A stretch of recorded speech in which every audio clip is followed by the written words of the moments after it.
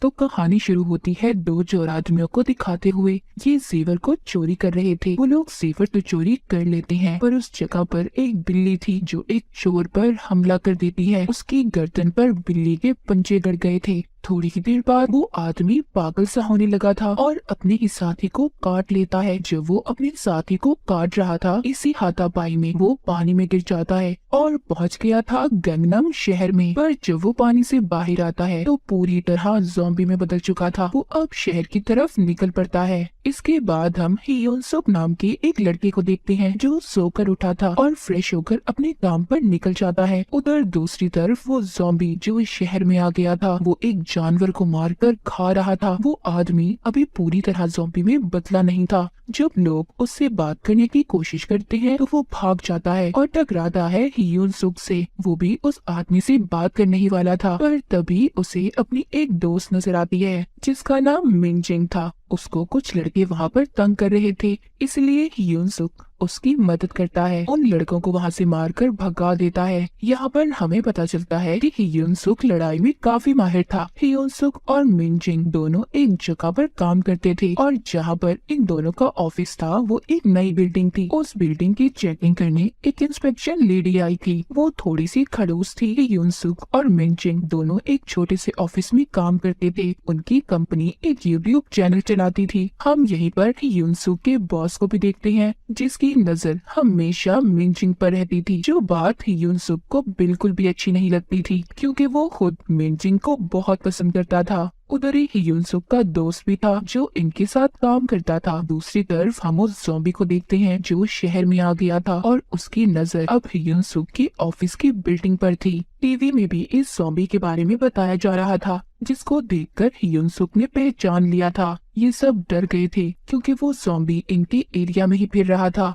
थोड़ी देर बाद हियोन सुक के ऑफिस में पानी वाला आता है। तभी इनका बॉस उसको देखकर छुप जाता है क्योंकि इनका काम इतना खराब था, ये पानी वाले को भी पैसे नहीं दे पाए थे। खैर पानी वाला तो चला गया था। जब वो अपनी गाड़ी के पास जाता है तो उसको वो ही ज़ॉम्बी ने आकर काट लिया था और उसका खून पीने लगता है। जब वो ज़ॉम्बी पानी वाले को मारकर खड़ा होकर गाड़ी के शीशे में देखता है तो खुद को देखकर रोने लगता है। इसका मतलब ये था कि ज़ॉम्बी के अंदर कहीं ना कहीं इंसानियत बाकी थी, पर अब वो और भी ज्यादा पागल होने लगा था। उधर बिल्डिंग के अंदर इंस्पेक्शन लेडी जब बाथरूम को चेक करती है तो गार्ड्स को बहुत डांटती है। कहती है इतने गंदे बाथरूम क्यों हैं? मैं तुम्हें इस बिल्डिंग से निकलवा दूंगी। पर तभी वो चीखने चिल्लाने की आवाजें सुनते हैं। इंस्पेक्शन लेडी जब बाहर आती है तो बिल्डिंग में एक भगदड़ मची हुई थी। एक ऑफिस के अंदर से लोग भाग रहे थे। वो इंस्पेक्शन लेडी जब देखती है तो उसके तो होश ही उड़ गए थे। उस ऑफिस में बहुत से लोग ज़ॉम्बी बन चुके थे। उस गैंगनम ज़ॉम्बी ने बहुत से लोगों को काट कर अपने जैसा ज़ॉम्बी बना दिया था। यहाँ से शुरू हुई थी सबकी बर्बादी। इंस्पेक्शन लेडी सबसे पहले गार्ड से कहकर सारी बिल्डिंग के दरवाजे बंद करवा देती है ताकि एक भी ज़ॉम्बी बाहर न जा सके। पर तभी गैंगनम ज़ॉम्बी इनके पीछे आ गया था। वो एक गार्ड को काट भी लेता है, पर इंस्पेक्शन लेडी बच गई थी। उधर वो गार्ड जो दरवाजे बंद कर रहा था, अचानक से एक ज़ॉम्बी उसके सामने आ जाता है और देखते ही देखते दर्जनों ज़ॉम्बी उसके सामने थे। सब उस गार्ड पर टूट पड़ते हैं और उसे मार देते हैं। उधर दूसरी तरफ इंस्पेक्शन लेडी सबसे मदद मांग रही थी, पर बिल्डिंग में कोई भी नहीं था।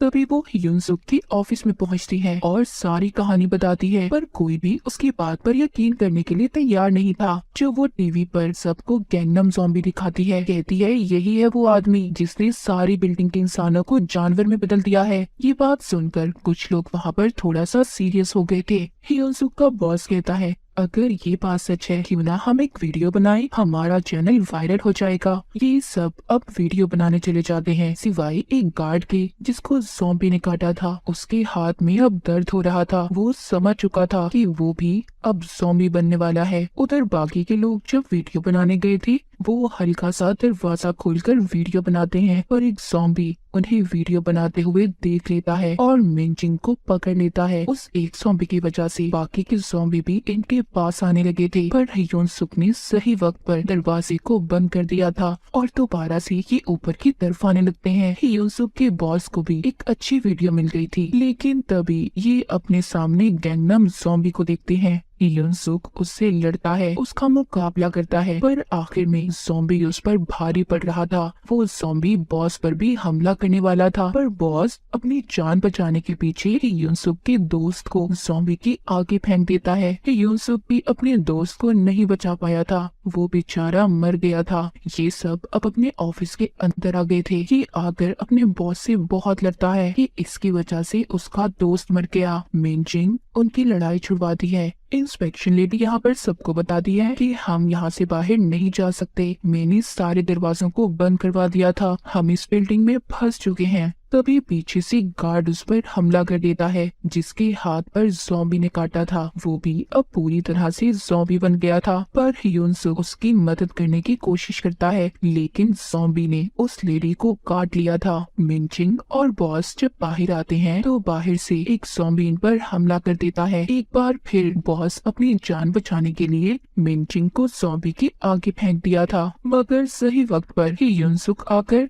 मिनचिंग को बचा लेता है और ज़ॉम्बी ने बॉस को ही काट लिया था। बिल्डिंग में हर तरफ अब ज़ॉम्बी ही ज़ॉम्बी थे। पूरी बिल्डिंग में सिर्फ 2 इंसान बचे थे, युनसुक और मिनचिंग। ये दोनों अपनी जान बचाने के लिए इधर उधर भाग रहे थे। आखिर में ये एक जगह पर रुककर आराम करते हैं। मिनचिंग थक कर सो गई थी। तभी ये अपने सपने में देखती है कि बॉस ने इसे काट लिया है और डर कर उठ जाती है। तभी यहाँ पर युनसुक को एक आइडिया आता है। वो एक रेडियो को चलाकर लटका देता है ताकि सभी ज़ॉम्बीज उसके पास जाएं और बिल्डिंग के बाहर निकलने का रास्ता साफ कर दें, जिससे ये आसानी से बिल्डिंग के बाहर जा सकते हैं। उस रेडियो की आवाज सुनकर बेहोश ज़ॉम्बी भी जाग गए थे। अब ये जल्दी जल्दी जब भाग रहे थे तभी युनसुक का दोस्त जो ज़ॉम्बी बन गया था वो इनका रास्ता रोक लेता है। युनसुक उसे समझाने की बहुत कोशिश करता है। उधर बॉस के ज़ॉम्बी ने भी मिनचिंग को पकड़ लिया था। यहाँ पर मिनचिंग का सपना सच हो जाता है कि अपने और युनसुक की जान बचाने के लिए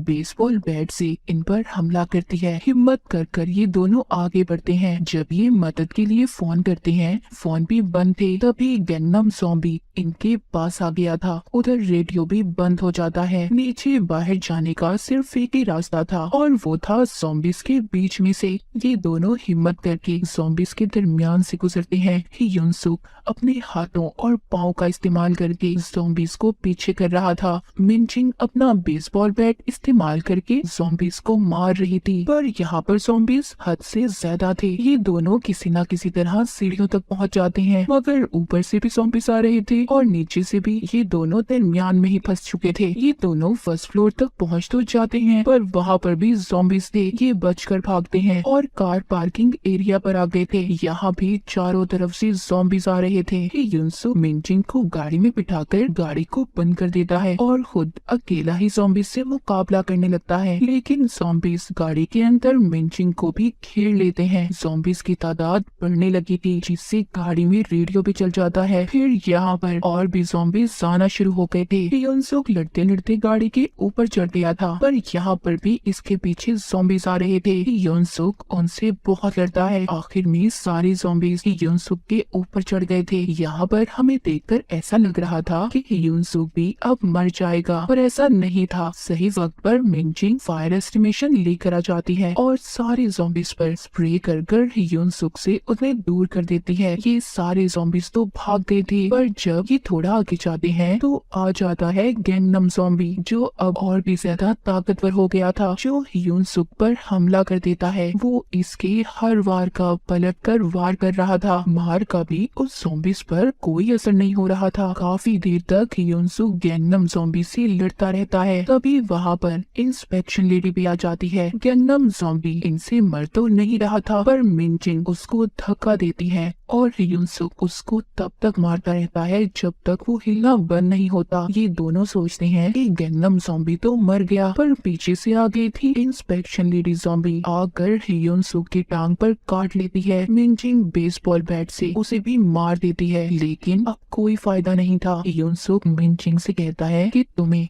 अब अकेले ही बिल्डिंग से बाहर जाना होगा और सैड साहब गुड बाय बोलता है क्योंकि उसे ऐसा लग रहा था कि वो भी अब ज़ॉम्बी बन जाएगा। ये मिनचिंग को बताता है कि उसे कितना पसंद करता था। ये दोनों एक दूसरे के गले लगते हैं। जब ये मिनचिंग को छोड़ने के लिए खड़ा हुआ था तभी कोई चीज नीचे आकर गिरती है और वो थे इंस्पेक्शन लेडी के नकली दांत। इसका मतलब ये था कि यूनसुक पर तो वायरस का कोई असर हुआ ही नहीं था। अब ये दोनों मिलकर बिल्डिंग से बाहर निकलते हैं पर जाते हुए दोनों एक बेवकूफी कर जाते हैं। दोनों ने दरवाजे को खुला ही छोड़ दिया था। तो कहानी के आखिर में हम देखते हैं वेनम ज़ॉम्बी अभी भी जिंदा था। वो भी उठकर बाहर की तरफ जाने लगता है। मतलब अब ये बर्बादी पूरे शहर में फैलने वाली थी। अब शुरू होने वाला था ज़ॉम्बी एपोकलिप्स। क्या ये ज़ॉम्बी अब पूरे शहर में तबाही फैलाने वाला था? तो क्या होगा गैंगनम शहर का हाल? और इसी के साथ ये कहानी यहीं पर खत्म हो जाती है।